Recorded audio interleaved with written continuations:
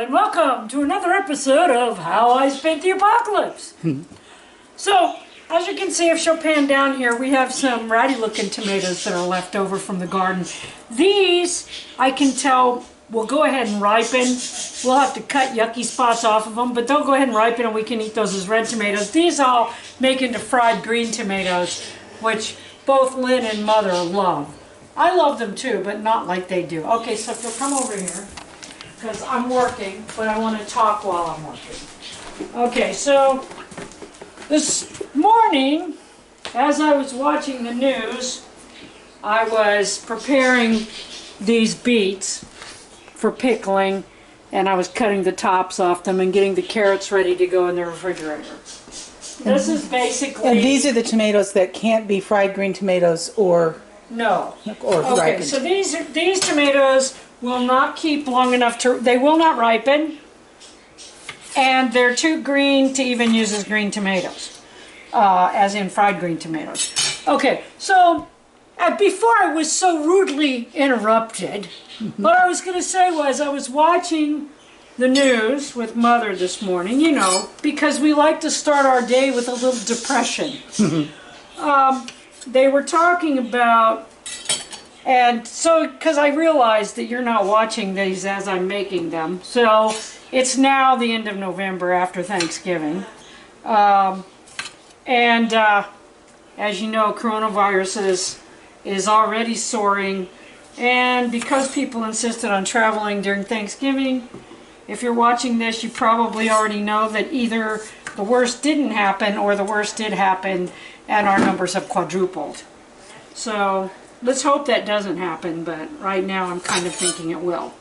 But at any rate, so I was watching and they were talking about food scarcity and how many households now don't have enough food.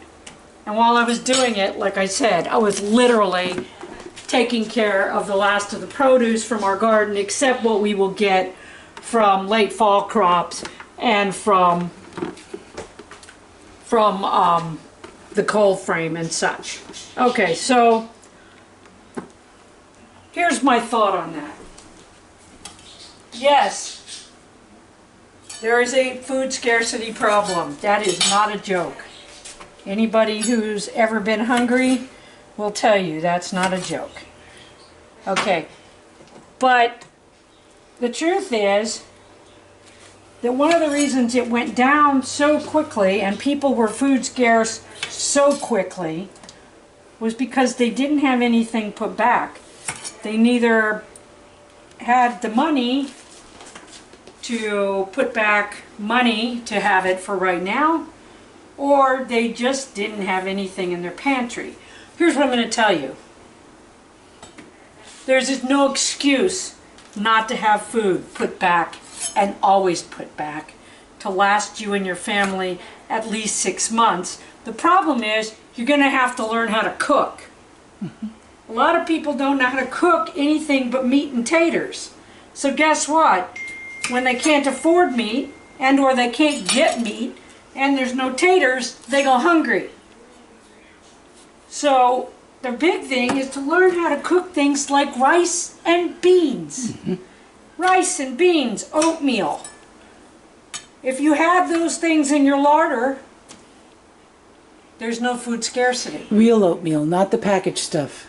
You know, in bulk oatmeal. So it's not expensive and it stores. That's right. But even the packaged shit would be better than nothing. Exactly. She likes to interrupt me. Sorry. Yeah. Now I lost my place. So food storage, no excuse not to have it. Okay, Rice and beans. There's no excuse not to have that kind of food put back. Whether you're rich or poor. I'm poor.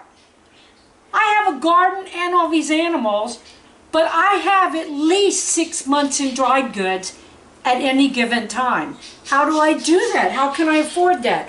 I rotate stock, and every single time I go to the store, whether I have a pantry full of it or not, I buy another bag of rice, I buy another bag of beans. If I don't use them, in the time it takes them to, you know, go bad, which takes a long ass time, by the way, people, If I don't use them, I find somebody that needs them and I give them away. Yeah, but And or I cook them up for the animals. Okay? So that's first. Second off is that people waste food because they don't know how to cook it. Now, I'm not going to say who I got the food from, where it came from, or why we wound up with it, except to tell you that it turns out that a lot of people that are being given these boxes of food, if it's real food that has to be prepared, they're taking it and they're throwing it away. We have gotten several boxes of food from a friend because they can't stand to give food to people and then watch as they take the box, sometimes the entire box, call it garbage, and stick it in the trash. yeah. This is a crime against our environment, but especially it's a crime when people are hungry. I'm thinking the people that are doing that are not really hungry. They're looking for some cheap groceries, and when it's not Twinkies and macaroni and cheese dinners, when it's actual food that they have to prepare, they just sling it out and call it garbage. In fact, I had one of them tell me that the food that they got was garbage. It's not garbage, people. This is garbage. This is the kind of food that would normally be thrown away. These tomatoes, as you can see, they have rotten spots. Okay, they're too green to either make green tomatoes or, but what am I doing? I'm cutting them up and I'm going to make green salsa. I'm using what's left of the peppers, not just this year's peppers, but last year's peppers that I had frozen. Some of the green, the jalapeno paste that I made earlier this year, which I don't think I showed you.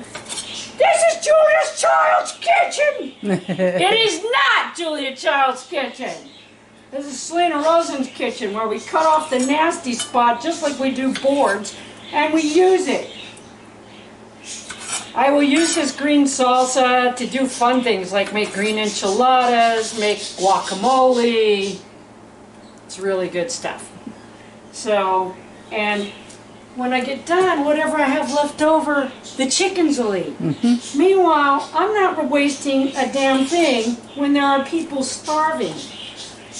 If people, I've already told all my friends, and that if they need food or they know someone that does, to get in touch with me and I will give them some food.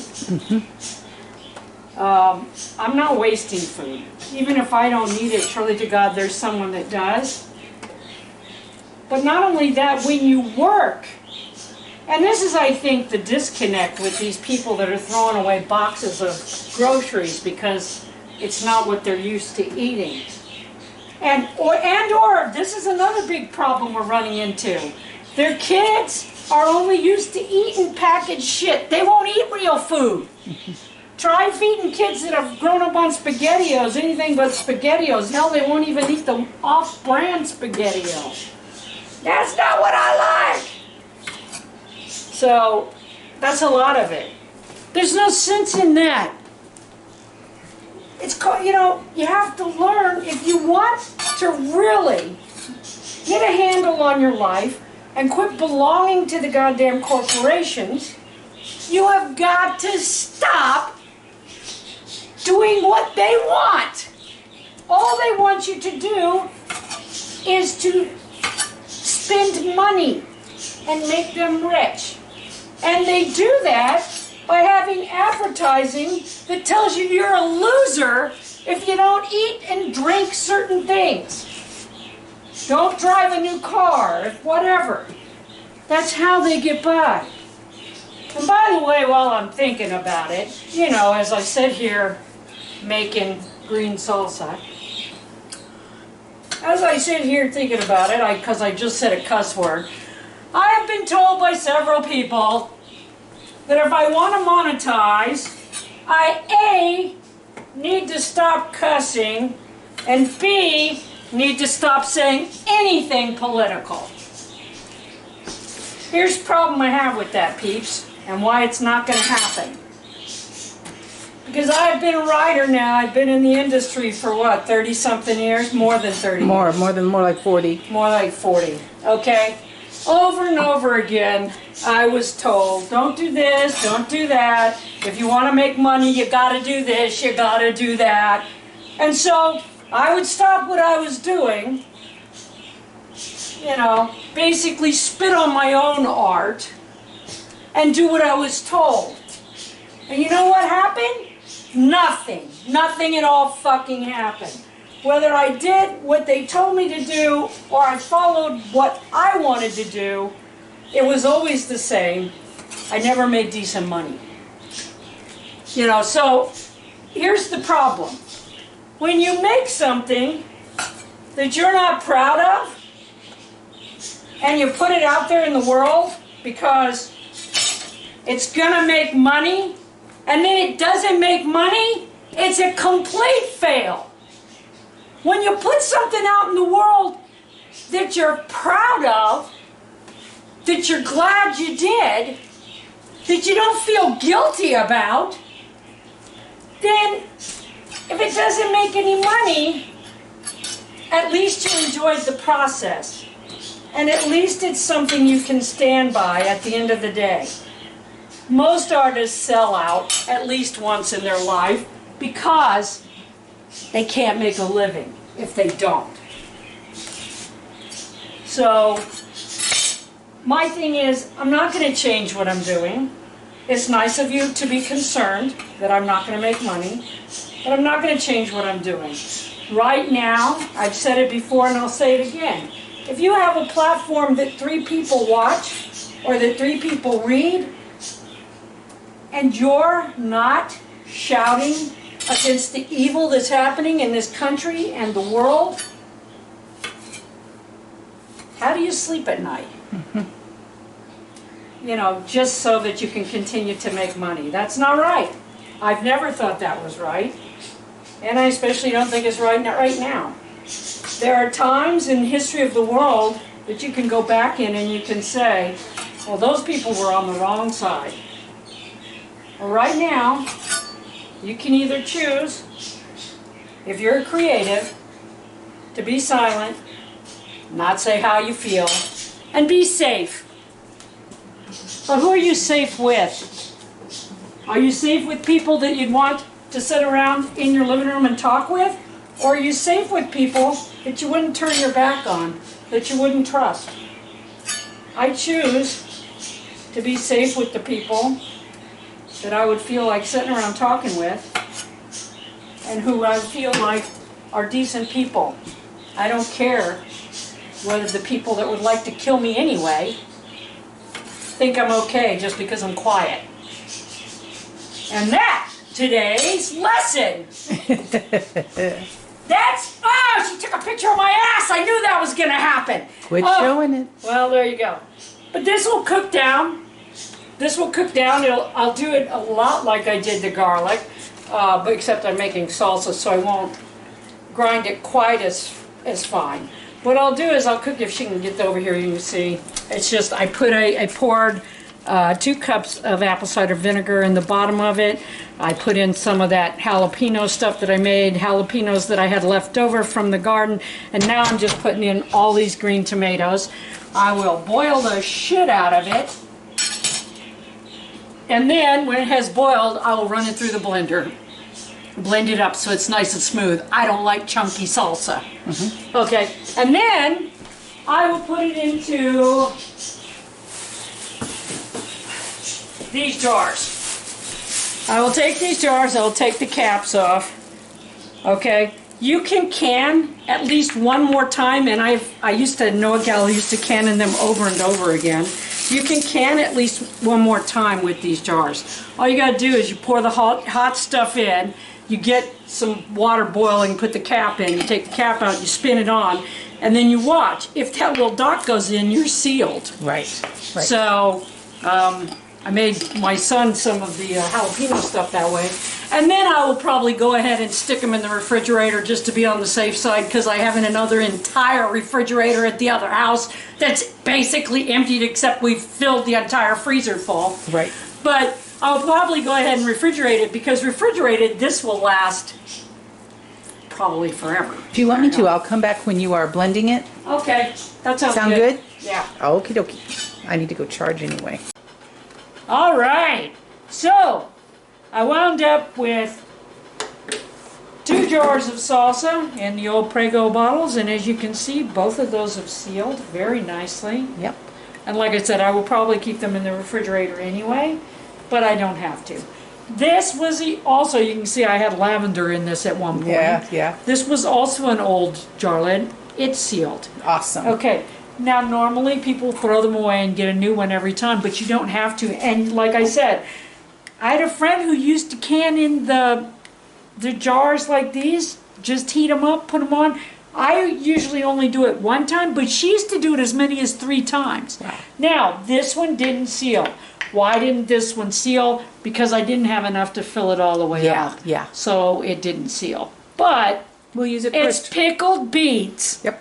So not much is going to happen to it. Nope. And like Lynn said, we'll use it first. But anyway, so that's quite a bit of food. Yeah. Because this is something that you put as a sauce on stuff. You mix it with guacamole. It's super hot. Yeah. It's green salsa. It's really good.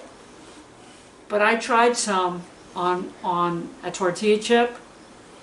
And yeah, if you ate very much of that, you'd shit fire. Anyway, But in guacamole, ice cream. But in guacamole, it would be great. or in another sauce. On if I make green enchiladas, I could use it as the sauce on green enchiladas. With the ingredients in enchiladas, it's going to be fine, and it'll last a long, long time. So that's good. Pickled beets, same thing. You know, did I get 4 billion jars? No, but how many pickled beets do you need? I got 2 jars, and plus we already, remember, this was our second crop of beets. Right. We already have about 4 times this much beets in the freezers that we made from our spring crop. This is our fall crop. So throw it in there and get it. Plus, I've been feeding the tops to the chickens and the goats for months off of these beets. And I took all the tops and all the carrot tops and fed those to the chickens and goats. So, if you save these jars, let's say I can't afford to can, I can't find canning jars, right? This year, that was huge. You couldn't find canning jars, right? The old jelly jars, Prego jars, any of the jars that you buy in the store, Pickle jars, anything. pickle jars, or any of them that have that knot in the middle, Or a rubber seal on the inside. or a rubber seal on the inside, any of them you can can in. So, that's your big lesson for today. Plus all that other crap that I said. You're so lucky to have me in your life. Amen. Until next time. Bye.